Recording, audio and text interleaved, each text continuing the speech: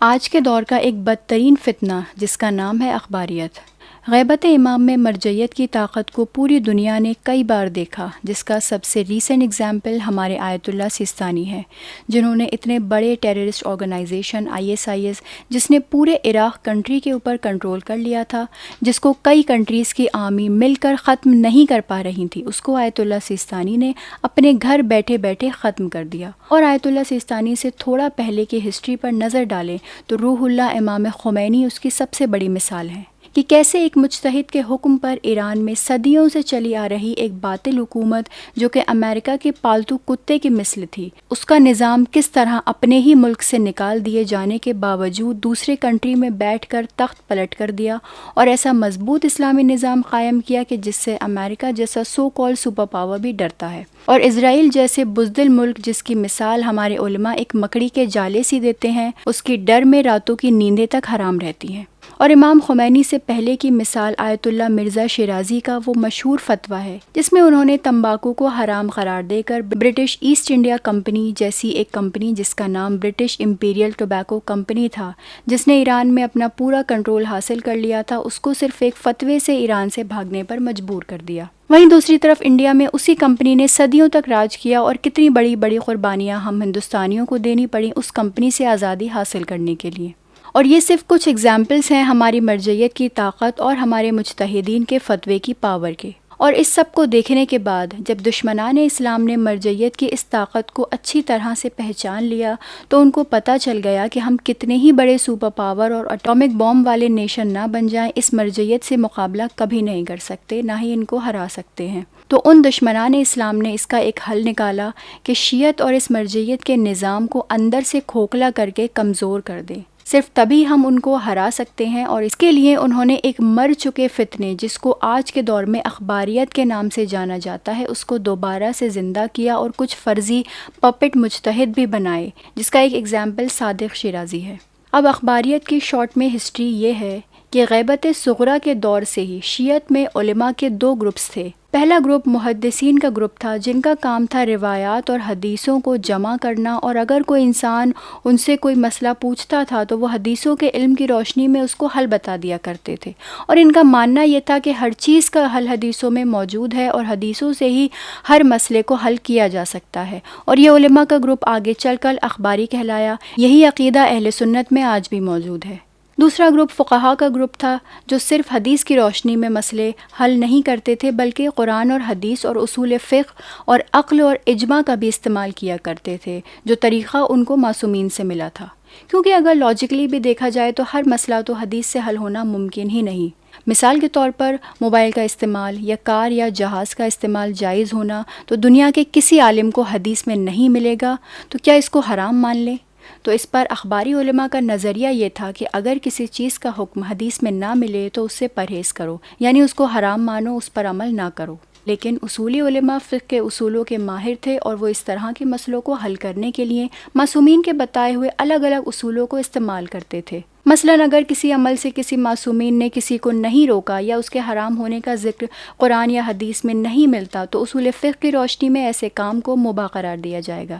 یعنی اس کو کرنے میں کوئی پرابلم نہیں ہے، اس کو کرنے کی اجازت ہے۔ اور یہی مین ڈیفرنس تھا جس کو ریزالو کرنے کے لیے کئی سو سال پہلے اخباری اور اصول علماء میں مناظرہ ہوا، یعنی ایک طرح کا علمی کمپٹیشن کہ کون حق پر ہے اور کون باطل ہے۔ شیخ وحید بہبہانی ہمارے وہ اصولی علماء جو اس دور میں کربلا میں ہوا کرتے تھے، انہوں نے اس دور کے سب سے بڑے اخباری علماء کے ساتھ مناظرہ کیا اور اخباریت کو اس طرح سے مٹی میں ملایا اور شکست دی کہ اخباریت کا جنازہ ہی نکل گیا، اور صفحہ ہستی سے اخباریت مٹ گئی اور اخباریت کا کوئی نام لینے والا نہ رہا، اور صدیوں تک اخباریت دوبارہ زندہ بھی نہیں ہو پائی۔ پھر فتنوں کا دور آیا اور دنیا ماڈرن ہوئی، ٹی وی، سیٹلائٹس اور فونز کے ذریعے نیوز ایک جگہ سے دوسری جگہ فوراً پہنچنے لگی، اور جب ایران میں آیت اللہ خمینی نے آج کی دنیا کو پہلی بار اتنے بڑے لیول پر مرجعیت کی طاقت دکھائی تو دشمنان اسلام پریشان ہو گئے۔ CIA، موساد، MI6 جیسی انٹیلیجنس ایجنسیز جو کہ دنیا بھر میں ٹیررسٹ ایکٹیویٹیز آرگنائز کرنے کے لیے مشہور ہیں اور جن کے ہاتھوں کی کٹ پتلیاں 99% سو کالڈ مسلم کنٹریز ہیں، وہ پریشان ہو گئے کہ ہم نے پوری دنیا کے مسلمان کو اپنے کنٹرول میں کر لیا، لیکن یہ شیعت پر آج تک ہمارا کوئی کنٹرول نہیں، اور اس وجہ سے انہوں نے اس مر چکے فتنے جس کا نام اخباریت تھا اس کو دوبارہ سے زندہ کیا۔ اب آج کی اخباریت کو سمجھتے ہیں۔ یہ لوگ جو پہلے کہتے تھے کہ ہم صرف حدیث کو مانتے ہیں، ان کا یہ لاجک اور کنسیپٹ تو آج کے دور میں فیل ہو جاتا، اور کوئی بھی عقل رکھنے والا انسان اس کو ایکسیپٹ نہیں کرتا، کیونکہ ان کے اوریجنل لاجک کے حساب سے تو موبائل، کار، اے سی، ٹی وی ان سب کا استعمال حرام تھا، کیونکہ ان کو استعمال کرنے کی اجازت تو کسی حدیث میں موجود ہی نہیں تھی۔ تو انہوں نے خود کو امپرووائز کیا اور فقہ کے اصول کو اخباریت میں ایکسیپٹ کرنا شروع کر دیا، اور کیونکہ ان کا بس ایک ہی موٹیو ہے کہ مرجعیت کو نقصان پہنچایا جائے اور یوتھ کو گمراہ کیا جائے، جس سے اگر کوئی مرجع یا مجتہد کوئی حکم دے یا فتویٰ دے تو لوگ اس پر عمل نہ کریں، یعنی وہی پرانی برٹش کی ڈیوائڈ اینڈ رول پالیسی۔ تو یہ دشمنان اسلام ڈائریکٹلی تو مرجعیت کو کوئی نقصان پہنچا نہیں سکتے تھے، تو انہوں نے انڈائریکٹلی اٹیک کرنے کے لیے تقلید کو ٹارگٹ کیا۔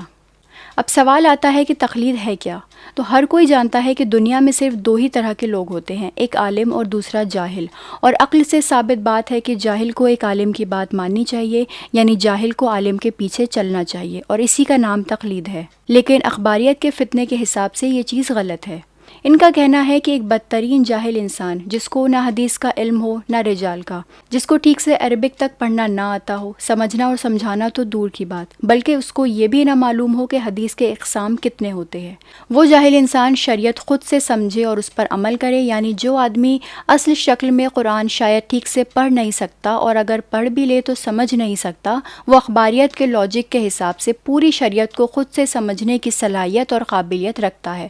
اور اس کو خود ہی شریعت سمجھنی بھی چاہیے اور کسی عالم کو فالو نہیں کرنا چاہیے، کیونکہ اس کا حکم کسی معصوم نے نہیں دیا۔ اس سے یہ صاف ظاہر ہو جاتا ہے کہ یہ اخباریت فتنہ ہے، اور کیونکہ یہ عقل کے خلاف ہے تو اس کو ایکسیپٹ بھی ابو جہل صفت انسان ہی کر سکتا ہے، اور یہی وجہ ہے کہ اخباریت کے پیروکار، جن کو ٹھیک سے نہ وضو کرنا آتا ہے نہ ہی نماز پڑھنا، جن کی تمام عبادتیں باطل ہیں، وہ بدترین جاہل لوگ آج بڑے بڑے مجتہدین جو کہ 50-60 سال پڑھنے کے بعد مجتہد بنتے ہیں، ان کو گندی گندی گالیاں دیتے ہیں، ان پر جاہلانہ سوال اٹھاتے ہیں کہ یہ فتویٰ کیسے دیا، ان کے فتوے کو چیلنج کرتے ہیں، اور عظیم ہستیوں کے خلاف طرح طرح کے پروپیگنڈاز رن کرتے ہیں۔ اسی لیے ہمارے یوتھ کو چاہیے کہ اس ابو جہل کی نسل سے خبردار رہیں اور ان سے کسی طرح کا کوئی تعلق نہ رکھیں، اور اپنے دینی علم کو زیادہ سے زیادہ بڑھائیں اور صحیح سورسز سے علم حاصل کریں۔ جس عالم کو آپ فالو کر رہے ہو یا پسند کرتے ہو، اس کا عقیدہ چیک کرو، دیکھیں کہ کہیں وہ چھپ کر ہی صحیح مرجعیت پر اٹیک تو نہیں کر رہا،